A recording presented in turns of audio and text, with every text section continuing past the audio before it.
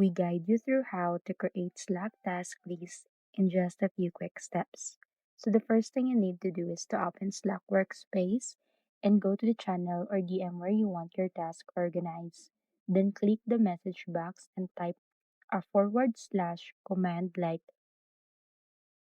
apostrophe slash canvas apostrophe, or simply open the canvas or list feature if it's available in your workspace.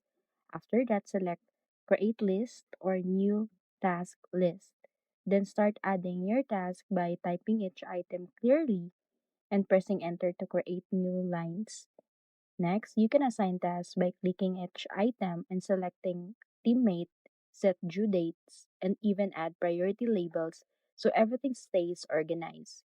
You can also use checkboxes to mark tasks as completed in real time. And don't forget you can edit, reorder, or delete tasks anytime just by clicking on them. And finally, make sure to share the list with your team so everyone stays updated and accountable.